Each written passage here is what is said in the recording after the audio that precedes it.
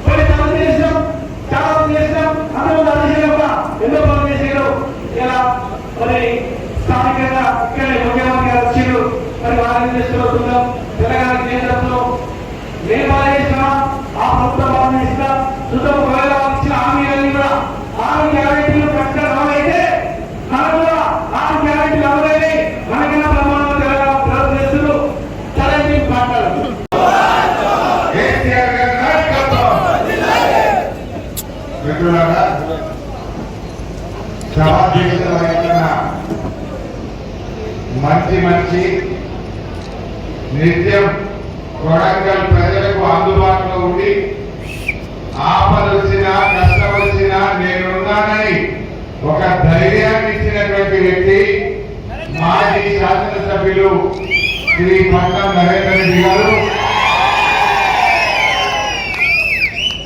నరేందర్ రెడ్డి లాంటి మంచి నాయకులు 4 ఉంటే చాలయ్యా.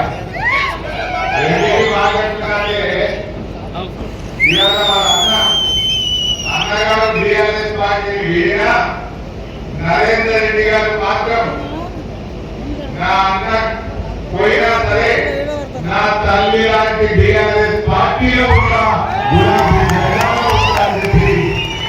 మంచి నిర్ణయం తీసుకున్న నరేందర్ రెడ్డి గారిని నేను మనస్ఫూర్తిగా అభినందిస్తా ఉన్నా. వాళ్ళందరూ పెద్దలు.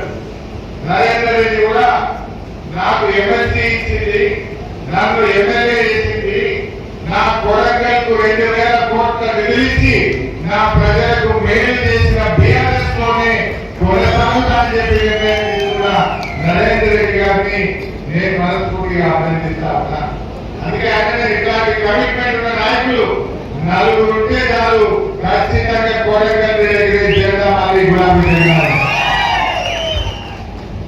గౌరవనీయులు మాజీ మంత్రివర్యులు శ్రీనివాస్ గౌడ్ గారు, మాజీ మంత్రివర్యులు పెద్దలు లక్ష్మారెడ్డి గారు, మీ అందరి ఆశీస్సులతో మళ్ళీ మన కాబోయే ఎంపీ పెద్దలు శ్రీనివాస్ రెడ్డి గారికి, గౌరవనీయులు రాజేంద్ర రెడ్డి గారు, గౌరవనీయులు మా రామ్మోహన్ రెడ్డి గారు, ఆర్ వెంకటేశ్వర రెడ్డి గారు, మా అజయ్ యాదవ్ గారు, వెంకటేశ్వర రెడ్డి గారు, ఆర్ఎస్ అలీభాయ్, భాస్కర్ గారు, రామకృష్ణ గారు, మోహన్ రెడ్డి గారు, ప్రమోద్ గారు, మధు యాదవ్ గారు, మహిమా గారు, యాదగిరి గారు, చాంద్ పాషా గారు, చాలా మంది మరి రాష్ట్రంలో గౌరవ ఎంపీలు, జెడ్పీటీసీలు, మండల పార్టీ అధ్యక్షులు, కోఆపరేటివ్ చైర్మన్లు, పార్టీ సీనియర్ నాయకులు, ఉద్యమకారులు, ముఖ్యంగా మన బీఆర్ఎస్ పార్టీ కుటుంబ సభ్యులైన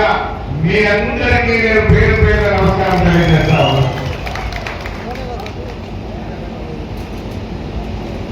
ఈ రోజు మా జర్నలిస్ట్ కూడా నా మీకు కూడా ప్రత్యేకంగా నమస్కారం. ఇప్పుడే జర్నలిస్టు కూడా ఏదైనా కష్టాలు ఉన్నాయని కొరకలో వార్త రాస్తే జర్నలిస్టు కూడా వస్తున్నాయి. ప్రజల కష్టాలు ప్రభుత్వానికి చెప్పడానికి జర్నలిస్టులు పనిచేస్తారు. ప్రభుత్వం చేసే పనులు ప్రజలకు చెప్పడానికి, ప్రజల కష్టాలు నిద్రపోతున్న ప్రభుత్వాలకు తండ్రి చెప్పడానికి జర్నలిస్టులు పనిచేస్తారు.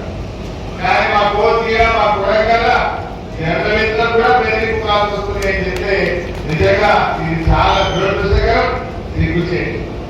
మిత్రులారా, ఈరోజు ఎంపీ ఎలక్షన్లు వచ్చినాయి. సరే, ఎమ్మెల్యే ఎలక్షన్ లో బాగా కష్టపడారు. నేను కూడా లాస్ట్ రోజు ప్రచారం ముగింపు సిద్దిపేట రోజుతో కూడా మీ దగ్గరికి వచ్చాను. నేను మీరందరూ కూడా బాగా కష్టపడ్డారు. దురదృష్టం కారణం ఏదైనా మనం గెలవలేకపోయాం. గెలిచినా ఓడినా ప్రజల మధ్య ఉండే పార్టీ బీఆర్ఎస్ పార్టీ, ప్రజల కోసం పోరాడే పార్టీ బీఆర్ఎస్ పార్టీ. గెలిస్తే ప్రభుత్వంలో ఉండి ప్రజల కోసం పనిచేశాం. ఓడిపోతే ప్రధాన ప్రతిపక్షంగా ఈ కాంగ్రెస్ పార్టీ ప్రజలకు ఇచ్చిన హామీలు అమలు చేయించడం కోసం పోరాటం ప్రజల మధ్యనే ఉంటాం. మనం గెలిచినా ఓడినా అధికారంలో ఉన్న ప్రతిపక్ష ఎలక్షన్ వస్తున్నాయని 2 రూపాయలు ఇచ్చింది. నిజమేనా? అదేవిధంగా గ్యాస్ సిలిండర్ ధర 350కి 1000 రూపాయలు చేసింది. ఎలక్షన్ వచ్చిందంటే 100 రూపాయలు ఇచ్చింది.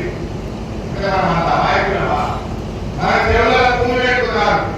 1000 రూపాయలు ఇచ్చి 100 రూపాయలు ఇచ్చింది. మరి 900 కట్టాలి. ఇది మోసం కాదా? విజయపోలేదు. అది ఏ బిడ్స్ పెట్టినారు? పాల మీద, పెరుగు మీద, గోధుమ పిండి మీద, పప్పుల మీద జిఎస్టీ వేసి ధరలు పెంచింది బీజేపీ. నిత్యావసర వస్తువుల ధరలు ఆకాశం పెడతా ఉన్నాయి. పేదవాడు కూలీ నాని చేసుకుని ప్రతి రోజు రెక్కాడితే రొక్కాడని వాళ్ళు ఈ పెరిగిన ధరలో పేదల నడ్డి విసింది బీజేపీ పార్టీ. పేదలు బతకడం కష్టమైంది. ఇదేనా బీజేపీ పేదలకు చేసింది? అదే ఆకలి పెరిగింది, నిరుద్యోగం పెరిగింది, పేదరికం పెరిగింది. ఇది తప్ప ఏం చేసింది? ఏడాదికి 2 కోట్ల ఉద్యోగాలు ఇస్తామన్నారు. 10 ఏళ్ళలో 20 కోట్ల ఉద్యోగాలు ఇవ్వాల్సిందే బీజేపీ. ఇచ్చిందా? చెప్పింది 20 కోట్లు, ఇచ్చింది 7 లక్షల 6 లక్షలు ఇచ్చింది. అంటే ఉద్యోగాలు ఇస్తామని నిరుద్యోగ యువతను బీజేపీ మోసం చేసింది. అందుకే ఈ మధ్య బీజేపీ వాళ్ళు ఎంపీకి నిలబడ్డోళ్ళు ఒక్కొక్క వస్తున్నారు. ఇప్పుడు ఎవరైనా ఏం చేయాలి? పార్టీ గవర్నమెంట్ అయితే మీకు ఈ పని చేసినాం, ఈ మంచి పని చేసినాం, ముంగటి కాలకేస్తే ఈ పని చేస్తామని చెప్పాలి. ఈ బీజేపీ వాళ్ళకు చెప్పుకోవడానికి పథకాలు లేవు కనుక చిత్ర పటాలు వస్తున్నారు, క్యాలెండర్లు వస్తున్నారు, బ్యాగులు వస్తున్నారు, చీరలు వస్తున్నారు. ఇదైనా బీజేపీ మెడికల్ కాలేజీ కూడా మన రాష్ట్రానికి అన్యాయం చేసింది బీజేపీ. 157 నర్సింగ్ కాలేజీలు ఇస్తే తెలంగాణకు మొండి చేయించుకుంది బీజేపీ. నవోదయ విద్యాలయాలు మన పాలమూరు రంగారెడ్డి ఎత్తిపోతల పథకానికి జాతీయ ప్రాజెక్టు చేయమంటే కూడా బీజేపీ మోసం చేసింది. పోయిన ఎంపీ ఎన్నికల మోడీ గారు మన మహబూబ్ నగర్కి వచ్చి మేము వస్తే పాలమూరు రంగారెడ్డి పూర్తి చేస్తారని మాటించింది. కానీ కనీసం అనుమతి లేదు. ఒక్క రూపాయి కూడా మా పాలమూరు జిల్లాకు మా పాలమూరు రంగారెడ్డి ప్రాజెక్టు ఇవ్వని పార్టీ ఇవాళ బీజేపీ పార్టీ. ఏమంటే ఏమంటారు? ఏమంటే గుళ్ళు కట్టే గుళ్ళ పూజ అగరబత్తి కూడా తీసేసింది. అదే మా కేసీఆర్ గుడి కట్టిండు బడి కట్టిండు కట్టలేదా?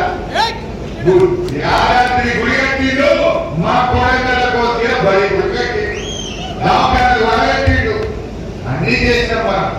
కానీ బీజేపీ ఏంటంటే కేవలం మాటలు చెప్పి ప్రజలకు ఆశింకలు వచ్చి మాయ చేయాలని చూస్తా ఉన్నారు. దయచేసి ఆలోచించండి. ఇవాళ మన కేసీఆర్ ఎన్నో కార్యక్రమాలు మన కొడకల్లో చేసింది. మీ దండాలు గ్రామ పంచాయతీ లేని కరువు